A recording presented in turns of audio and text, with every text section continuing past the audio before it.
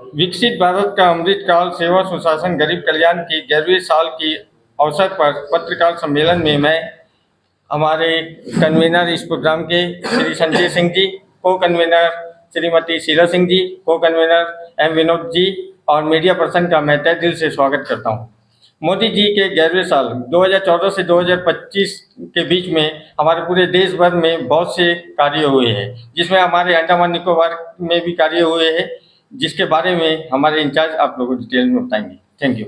जैसा कि आप सभी जानते हैं कि 9 जून 2025 को हमारे यशस्वी प्रधानमंत्री माननीय नरेंद्र मोदी जी के नेतृत्व में हमारी सरकार के 11वें साल में 11 साल हमने पूरे किए और इस उपलक्ष्य में भारतीय जनता पार्टी और हम की ओर से पूरे देश भर में प्रेस वार्ता का आयोजन किया जा रहा है। आपने 2 दिन पहले हमारा जो राज्य की प्रेस वार्ता मीट थी उसमें आपने पार्टिसिपेट भी किया था, जिसमें हमारे माननीय मंत्री जी भी इसमें पधारे थे और बहुत ही विस्तृत रूप में उन्होंने 11 वर्षों के सरकार के कार्यों के बारे में, योजनाओं के बारे में जो देश भर में चलाई गई और उनका फ़ायदा किस तरह से लोगों तक पहुंचा, उसको बहुत ही विस्तार से शांतनु जी ने आप सबको बताया था।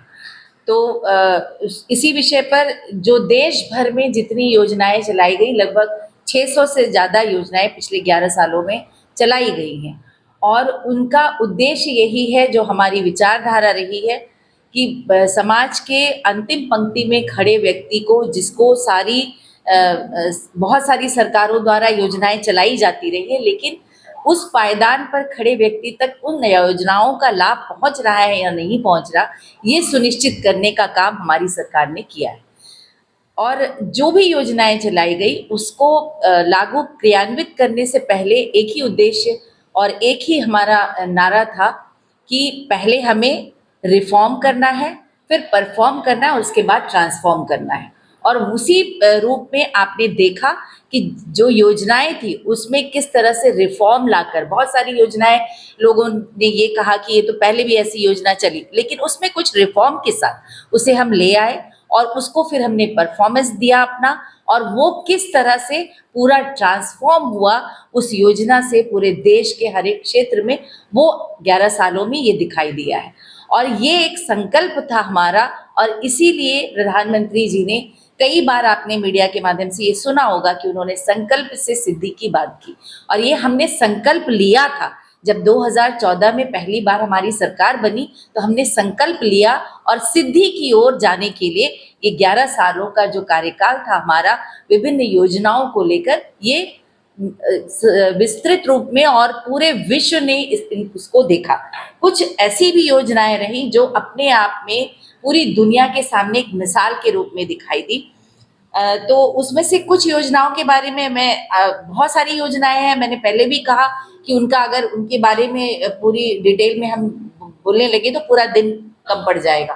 तो कुछ योजनाओं के मुख्यतः जो योजनाएं थी उनके बारे में बताऊंगी, और कुछ उनसे रिलेटेड जो हमारे इन छोटे से आइलैंड्स के लोगों को, द्वीपवासियों को क्या फायदा मिला, वो भी थोड़ा सा उसके बारे में भी हम चर्चा करेंगे। सबसे पहले तो जब सरकार बनी थी, सबसे पहली योजना जो लाल किले से घोषणा की गई थी, स्वच्छ भारत मिशन की। और स्वच्छ भारत मिशन जब उस लाल किले की प्राचीर से जब प्रधानमंत्री ने शौचालय की बात की थी, तो आप सब ने भी देखा होगा, बहुत सारे मीडिया के प्लेटफॉर्म से इस बात पर उनका मजाक उड़ाया गया कि एक प्रधानमंत्री लाल किले की प्राचीर से शौचालय की बात कर रहा है। लेकिन उनकी दूरदृष्टि की जो सोच थी और उसके पीछे की वजह ये थी कि उनका जो कार्यकाल था 3 टर्म का, मुख्यमंत्री रहते हुए गुजरात में, उन्होंने जमीन में देखा था कि कहाँ पर शौचालयों और स्वच्छता की वजह से क्या दिक्कतें हो रही हैं, लोगों को क्या सहन करना पड़ता है, और खासकर हम महिलाओं को, नारी शक्ति को। और उस दृष्टि को, उस सोच के साथ उन्होंने जो ये कदम उठाए और लगातार ये इस पर जो काम हुआ, पूरे देश भर में स्कूलों से लेकर, गांव से लेकर नगर पालिका क्षेत्र तक, उसका एक उद्देश्य ये भी था कि जैसे विदेशों में आप देखते होंगे कि हर एक चीज को हम खुद जाते हैं तो एक एक चीज पर ध्यान देते हैं, चॉकलेट भी खाते हैं तो रैपर हम नीचे नहीं फेंकते हैं, लेकिन अपने देश में हम कहीं भी कुछ भी फेंकते हैं। तो एक बच्चों के साथ स्कूलों से ज्यादातर ये ध्यान दिया गया कि बच्चों में ये आदत के तौर पर ये पनपे कि हमें, ये हमारा देश है, हमारी सड़कें, हमारा इंफ्रास्ट्रक्चर है, उसको गंदा नहीं करना है। ये एक उद्देश्य था और उसमें हम बहुत हद तक सफल हुए। दूसरा था बेटी बचाओ बेटी पढ़ाओ। उसके पीछे की सोच ये थी कि आपने देखा होगा कि सेक्स रेशियो जो इस देश का था वो 1000 पे 800 समथिंग हमारी बच्चियों की संख्या थी, और उसको बैलेंस करने के लिए बेटी बचाओ बेटी को पढ़ाओ, इस नारे के साथ उन्होंने ये योजना शुरू की। और आज ये 11 सालों में ये तब्दीली आई है कि 1000 लड़कों पर हमारी जो जन्मजात बच्चियों की संख्या 1020 तक गई है। तो ये हमारे लिए बड़ी उपलब्धि है, और उसको चलाने के लिए, इन योजनाओं को चलाने के लिए बहुत सारे तरीके अपनाए गए।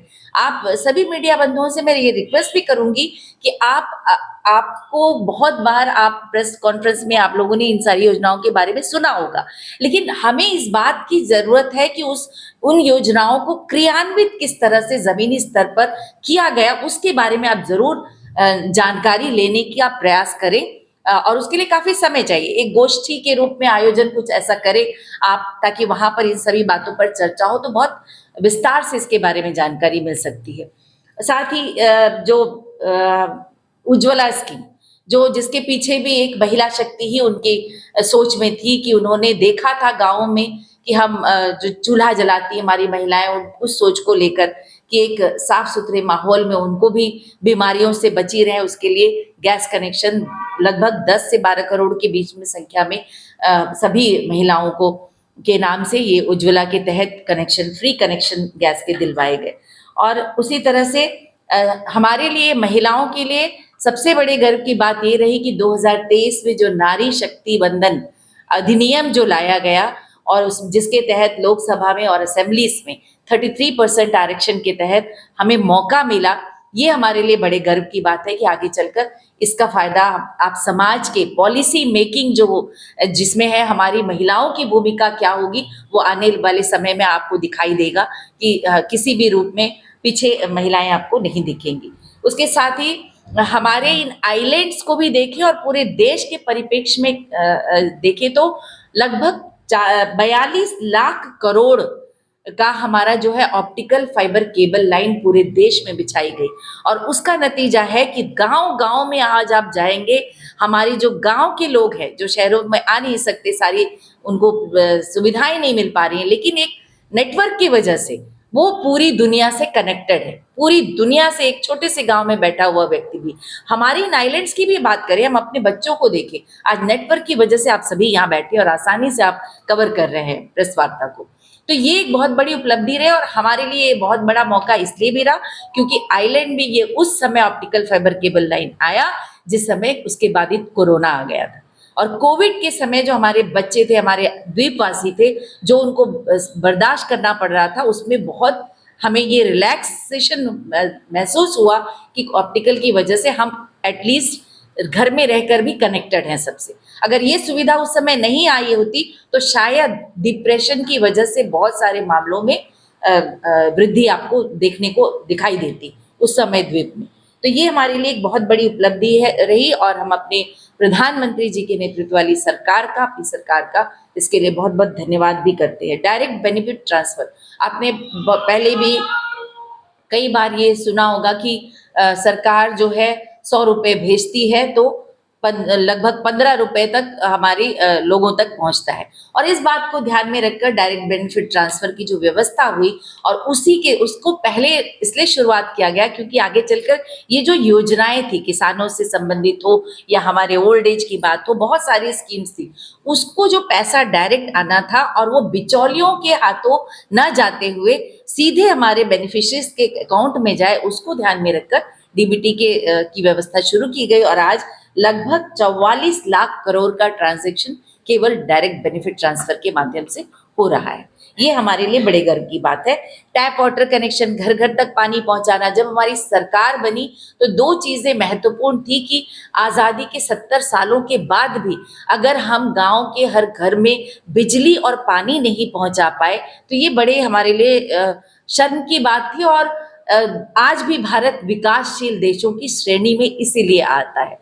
उसी को ध्यान में रखते हुए ये सबसे पहले उन्होंने प्रण किया प्रधानमंत्री जी ने कि जो 18 लाख समथिंग गांव थे जहां तक बिजली नहीं पहुंची थी, गांव तक, घर घर की बात मैं नहीं कर रही हूँ, गांव तक ही नहीं पहुंची थी, उनको पहले लगभग जो टारगेट था हमारा 1000 दिनों में बिजली पहुंचाने का, उससे 12 दिन कम पहले ही सरकार ने वो अपना लक्ष्य पूरा किया।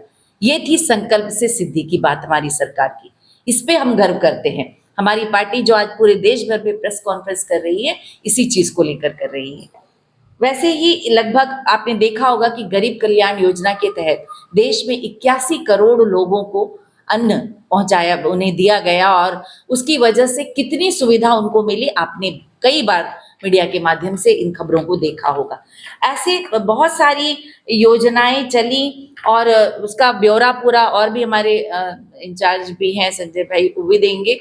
तो इस तरह से अंडमान के परिप्रेक्ष्य में अगर हम बात करें तो हमारे आइलैंड दूर दराज बसे हुए ये द्वीप है, स्कैटर्ड आइलैंड्स है। यहाँ की भौगोलिक स्थिति इस तरह है कि बहुत सारी परेशानियां हमारे सामने मेनलैंड की अपेक्षा हमें झेलनी पड़ती हैं, और उसका किस तरह से निपटारा हो इस दिशा में सरकार बनते ही आपने देखा होगा।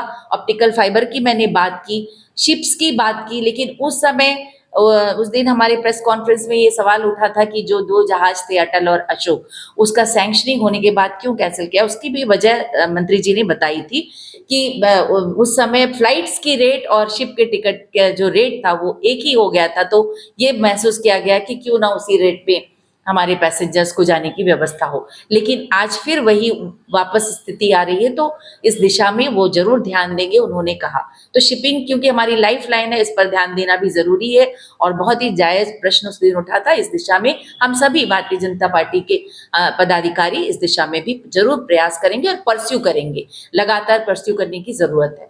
दूसरी चीज, जो रोजगार की बात करें, जब रोजगार मेला शुरू हुआ तो आपने देखा होगा, ध्यान दिया होगा आपने कि पूरे देश में जो रोजगार मेले चलाए गए, अंडमान में जो 4000 से ज्यादा बच्चों को नौकरियां मिली, तो पॉपुलेशन के रेशियो में अगर एम्प्लॉयमेंट की बात करें तो नंबर 1 में हमारा ये द्वीप था। जब ये सबसे पहले जब रोजगार मेला यहाँ लगाया गया और जो संख्या निकल कर आई थी, तो उसमें ये बताया गया कि जो पॉपुलेशन और रोजगार के रेशियो में अंडमान हमारा पहला स्थान था उसका, जहाँ हमारे बच्चों को रोजगार मिला। और ये भी बहुत बड़ी बात है कि बिना किसी करप्शन के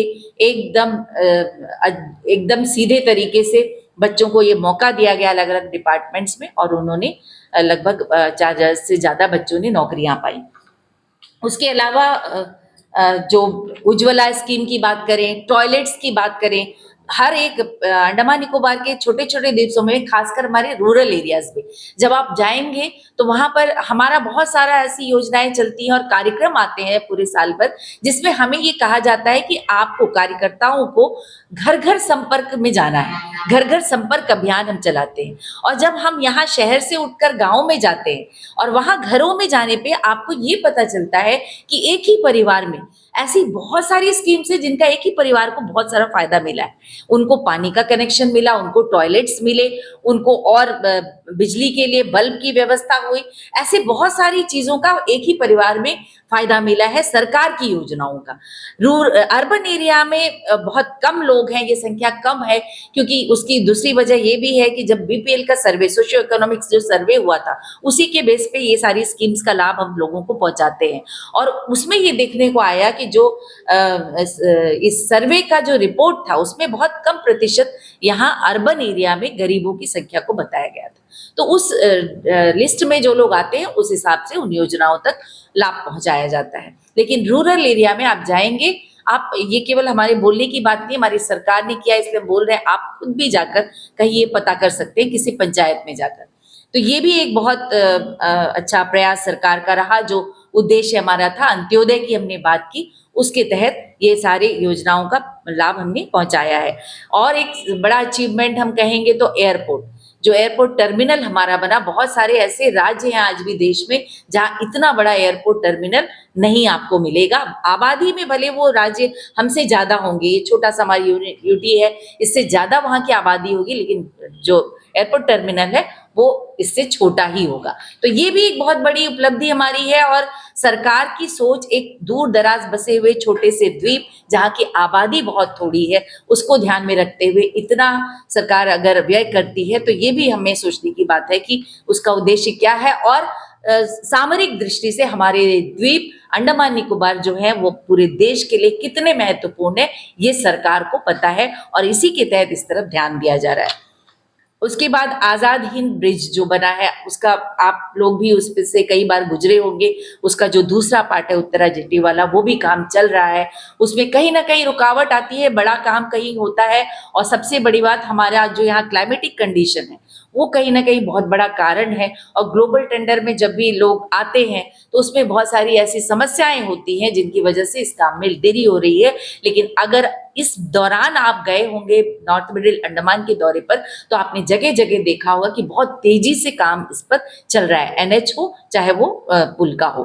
तो ये हम उम्मीद करते हैं कि आने वाले समय में जिस तरह से आज जिरगा टांग तक आप सड़क देख रहे हैं कि एकदम फ्लॉलेसली आप जाते हो, उसी तरह से आगे भी आपको ये सड़क मिलेगी। ये हम पूरी उम्मीद है और हमारा पूरा प्रयास है कि हम इस दिशा में बार बार सरकार तक अवगत कराते रहें इसको और काम करते रहें।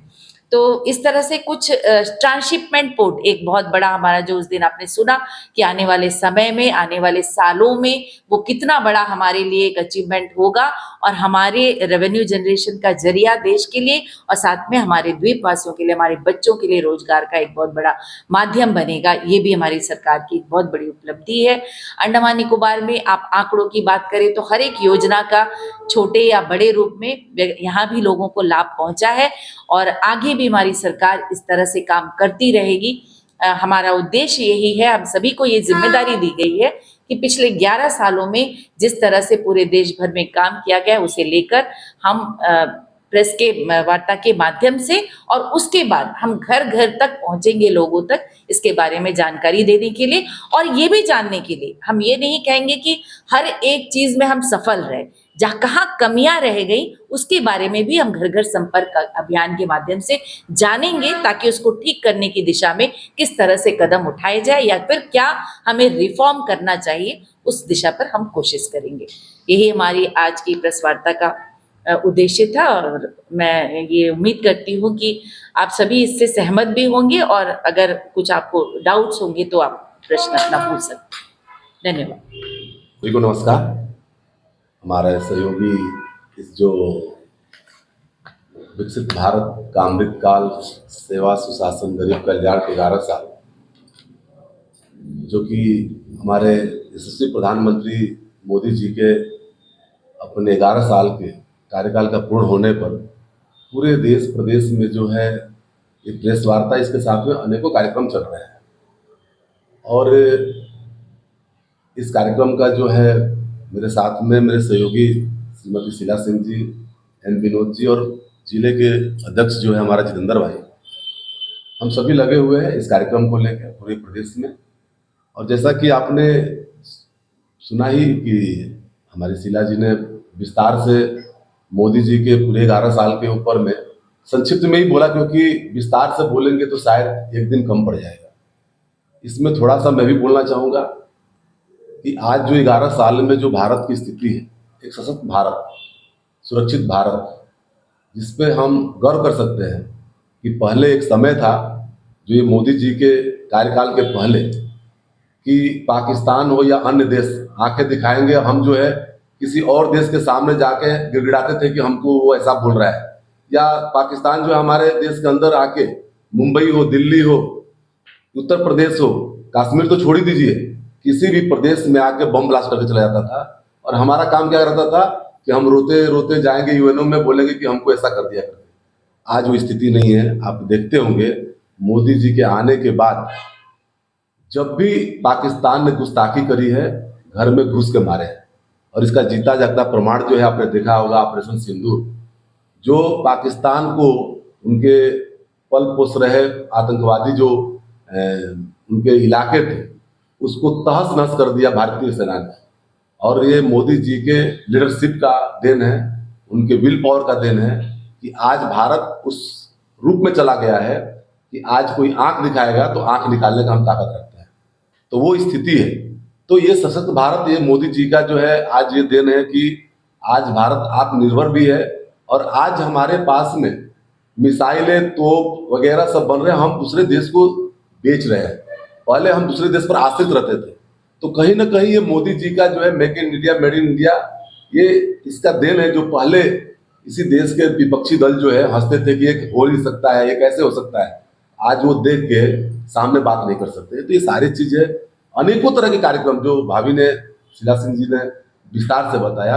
आप अंडमान में देख रहे होंगे, पहले यहीं के बच्चे जो है कॉलेज पढ़ने के लिए दो ही कॉलेज थे, एक नॉर्थ मिडिल में, एक जनरल कॉलेज जो है साउथ अंडमान में। बच्चों को सीट नहीं मिलता था यहाँ पे। बहुत सारे गरीब परिवार के बच्चे जो है मुख्य भूमि पर जाकर नहीं पढ़ सकते थे। यहीं पे जो है बच्चे 12th करने के बाद घर में बैठना।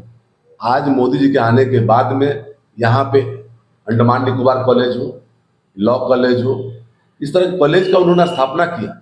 यहाँ पे बीटेक करने के लिए जो बी कॉलेज, डिग्री कॉलेज है, उसको भी स्थापित किया गया, जो कि ये कहीं ना कहीं हमारे युवाओं के लिए एक बहुत बड़ा सहयोग मिला कि कहीं ना कहीं वो कॉलेज नहीं कर पाते थे, वो कर सकते हैं। तो इस तरह एनएच का निर्माण हो। पहले हम लोग जो है एनएच सोचते थे कि अंडमान में ऐसा हो सकता है क्या, आज जो देखिए तो यहाँ पे एनएच का काम चल रहा है। कुछ समस्या है, नॉर्थ मिडिल में जाकर हम काम सही नहीं कर पाए, क्योंकि यहाँ के क्लाइमेट भी आप देखते होंगे, कुछ और भी समस्याएं रही है। लेकिन जितना बन गया है आप देखते होंगे कि हम शायद कल्पना नहीं कर सकते हैं। तो इस तरह इंफ्रास्ट्रक्चर के स्थिति में भी जो है देश बहुत आगे निकल चुका है। और मैं समझता हूं कि आज के डेट में भारत जो है बहुत जल्द जो है इकोनॉमी के तौर पे हम तीसरे स्थान पे जाने वाले हैं, जो कि चौथे हैं। लेकिन उम्मीद करता हूं कि साल 2 साल के अंदर में हम शायद देश जो है मोदी जी के नेतृत्व में तीसरे स्थान पर पहुंच सकते हैं। ठीक है, तो ये सारे चीज, एक तो भ्रष्टाचार मुक्त जो भारत का जो है 11 साल जो आप देखते होंगे मोदी जी कार्यकाल, विपक्ष को एक मुद्दा नहीं है बोलने के लिए कि इस सरकार के बीच में किसी तरह का एक भ्रष्टाचार हुआ है। किसी का बोलने का दम नहीं है। बकवास कर सकते हैं, लेकिन जाइए ना कोर्ट में जाइए, आप बोलिए तो सही, उधर से जूता मिलता है, अनाप शनाप बोलते हैं, माफी मांगते हैं। तो इस तरह की स्थिति है कि भ्रष्टाचार मुक्त 11 साल जो सरकार ने दिया है, किसी मंत्रालय के ऊपर में कोई उंगली नहीं उठा सकता है कि कोई कार्यक्रम, कोई कार्य ऐसा हो जिसमें भ्रष्टाचार से लिप्त हो। ये हमारा 11 साल का जो मोदी जी का कार्यकाल रहा, एक स्वर्णिम काल है। और इसी तरह जो है अगर देश आगे बढ़ता रहा तो मोदी जी का जो सपना है 2047 तक विकसित भारत का, हम समझते हैं कि उससे पहले भी वो लक्ष्य को प्राप्ति कर सकते हैं। ऐसे ही अगर उनके नेतृत्व में हम लोग काम करते रहे, सहयोग मिलता रहा, तो वो दिन दूर नहीं कि विश्व के पटल पे जो है भारत भी जो है विकसित भारत के तौर पे निकल के आएगा। मैं ज्यादा ना बात करते हुए मैं अपने बारी को यहीं पे विराम दूंगा। सबको मेरा नमस्कार। आज इस पत्रकार वार्ता में मेरे साथ इस कार्यक्रम के इंचार्ज संजय सिंह जी, जो कि प्रदेश के उपाध्यक्ष भी हैं। इस कार्यक्रम में मेरे को इंचार्ज है प्रदेश के उपाध्यक्ष शीला सिंह मैडम, इस जिले के अध्यक्ष श्री विजयपुरम डिस्ट्रिक्ट के प्रेसिडेंट जितेंद्र नारायण जी, और शिल्वा कुमार जी, मेमुना जी जो हमारे ऑफिस के हैं, और इन सब से बढ़कर यहाँ आए हुए तमाम प्रिंट और इलेक्ट्रॉनिक मीडिया के मेरे साथी। आज आपने देखा 2 दिन पहले हमने स्टेट का एक प्रेस कॉन्फ्रेंस किया, जिसमें हमारे केंद्रीय मंत्री ने आप सबको संबोधित किया। आज ये जो प्रेस कॉन्फ्रेंस हो रहा है, ये सिटी डिस्ट्रिक्ट का प्रेस कॉन्फ्रेंस है। ये जो कार्यक्रम चल रहा है विकसित भारत के अमृतकाल सेवा सुशासन गरीब कल्याण के 11 साल, इस कार्यक्रम को केंद्र से हमें दिया गया है कि 11 साल निरंतर हमारे देश के यशस्वी प्रधानमंत्री माननीय नरेंद्र मोदी जी ने निरंतर देश को जो प्रगति की ओर लेकर गए हैं पिछले 11 साल में, उसको लोगों तक पहुंचाना। और ये लोगों तक आपसे अच्छा कोई नहीं पहुंचा सकता। इसीलिए हमने पूरे देश में, केंद्र ने हमें ये कहा है कि हर जिले में, हर स्टेट में प्रेस कॉन्फ्रेंस हो। उस कार्यक्रम के तहत आज हम ये प्रेस कॉन्फ्रेंस कर रहे हैं 6 डिस्ट्रिक्ट में। यहाँ पे प्रशासनिक तौर पे 3 डिस्ट्रिक्ट है, south Andaman, middle and north और निकोबार। हमारे संगठन की दृष्टि से हमारे पास 6 डिस्ट्रिक्ट है, श्री विजयपुरम, साउथ अंडमान, रंगत, मायाबंदर, डिगलीपुर और निकोबार। तो मैं इस 11 साल के जो मोदी जी का कार्यकाल रहा, उसमें देश में और द्वीपों में जो कार्य हुआ उसके बारे में मेरे दोनों इंचार्ज और सह सहयोगी ने आपको बताया। हम आशा करते हैं कि आप इसको पूर्ण रूप से लेंगे। और जैसा संजय भाई ने कहा, मैं देख रहा हूँ पिछले 2-4 दिन से जब से हमारा प्रेस कॉन्फ्रेंस हुआ, काफी कमेंट्स आ रहा है कि कांग्रेस और बीजेपी मिलकर कर रही है, कई कई पार्टी। अब समस्या है कि ऐसी पार्टी एलिगेशन लगा रही है कि कांग्रेस और बीजेपी मिलकर सरकार चला रही है, जो खुद सरकार में कांग्रेस के साथ है। वो पार्टी भी प्रेस कॉन्फ्रेंस कर रहा है, बोल रहा है कि बीजेपी और कांग्रेस साथ में। तो मैं उनका ज्ञान भी आपके थ्रू से बढ़ा दूं कि कांग्रेस के साथ कोई है, हम नहीं है। और द्वीपों में मैं बिल्कुल ये मानने को तैयार हूं कि समस्या है, तो आप ये भी तो मानिए कि तरक्की भी तो हुआ है। आप एक साइड किताब का एक साइड क्यों आप सब जगह राग गा रहे हैं? आप ये भी बताइए, अंडमान में विकास हुआ है नहीं हुआ है?